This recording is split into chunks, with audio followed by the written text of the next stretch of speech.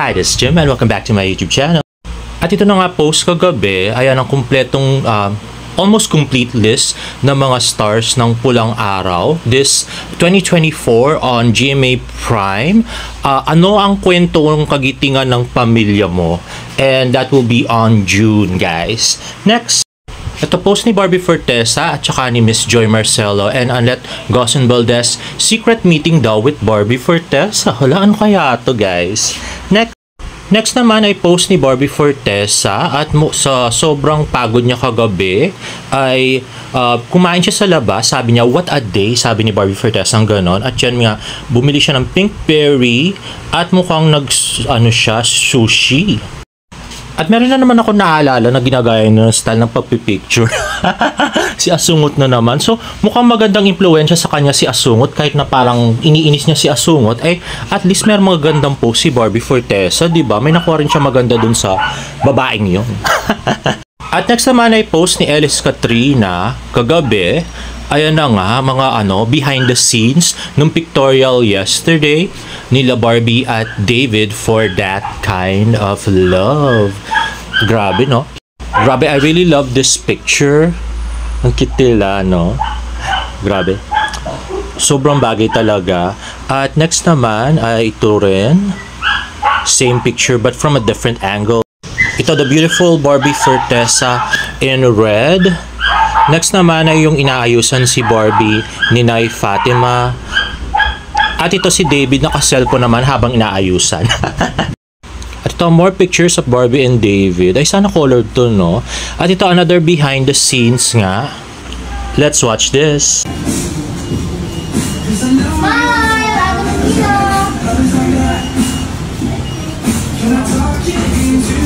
David, kasarin mo si Eli. Hindi niya alam na inasa mo siya.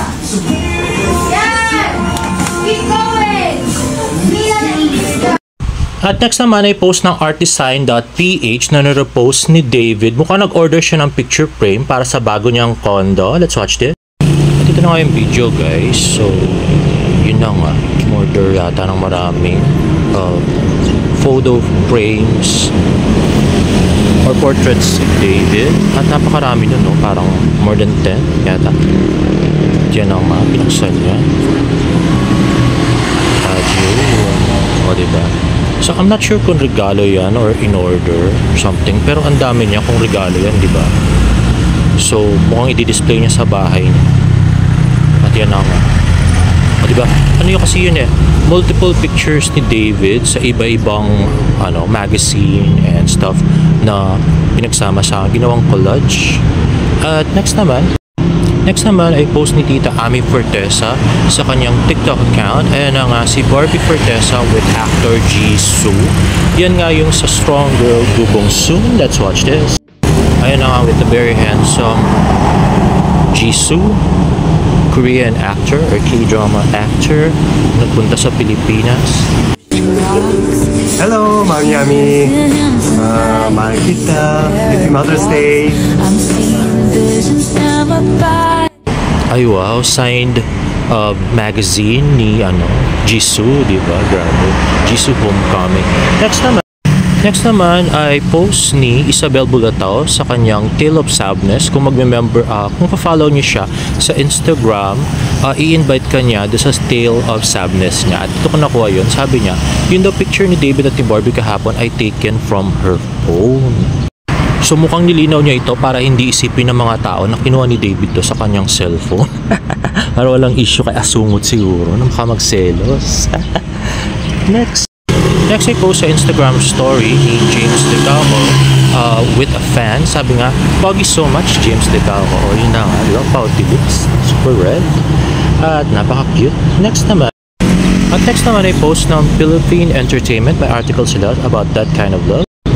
Sabi, totoo kaya ang balitang inisplok sa amin na nagdadalawang isip ang producer ng That Kind of Love na pinagbibidahan nila Barbie Fortesa at David Decalco na ilabas ito sa mga sinihan dito sa Pilipinas matapos sa sunod-sunod na pag-flop di umano ng dalawang pelikula kung saan bida si David Decalco, kabilang ang Without You kasama si Shaira Diaz at ang barkada movie na GLU.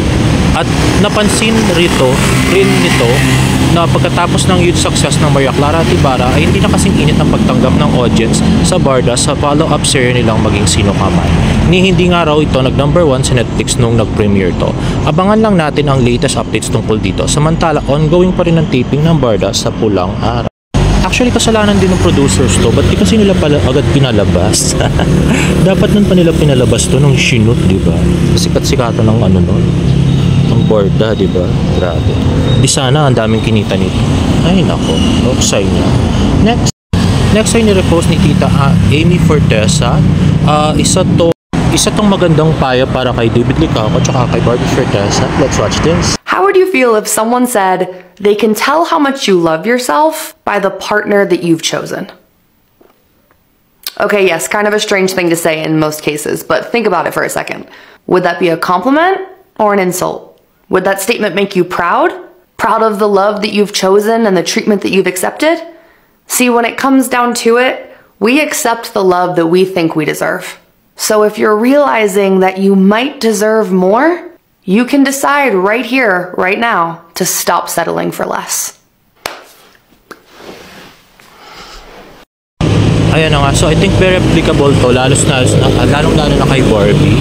Kasi nga, di ba sa mga ginawa ni Jack, no? So, yun. Well, it's for you to decide, guys, no? Nagsasuggest lang naman tayo. I'm just speaking my mind out on this vlog. Next, this was posted 1 year ago. More BTS videos of Barbie and David. Ang source ay credits to Acting or she's Chris the Virgin sa Instagram. Hindi ko masyadong open. Hindi natin ma-approve. Okay, first question. Nagtawag ka pa sa social muna tayo kasi Okay, so, what time is it? It is now, still Sabbath, Techno Marino. it's, Wala na. it's almost 10. Yeah? Yes, in the evening, and so we are now having our coffee. Yeah? And we are gonna practice how we're gonna talk to immigration. Yeah, that's right. Or where we're going. We cannot tell them, right? Oh, yeah. Not yet, okay. This immigration in general. Okay. Oh, masyado. Okay. Then, since naman I have shorts. Oh, yeah, but the dark Because I'm a conservative girl. Okay. Grabe, ang saya talaga pag nag-joke at nakipagharutan si Barbie with friends, no? Talagang comedy talaga. Tsaka pati ikaw, talagang sasaya talaga. Grabe. Anyway, at itong song na to ay sikat last year. This is with Nathan Perolino. At yan ang sumasayaw sila. I so love it. Sorry nga pala guys sa background noise. Nasa highway tayo. Anyway, if you like this video, please give it a thumbs up and please subscribe to my YouTube channel for more Barda updates. See you in my next vlog. Bye!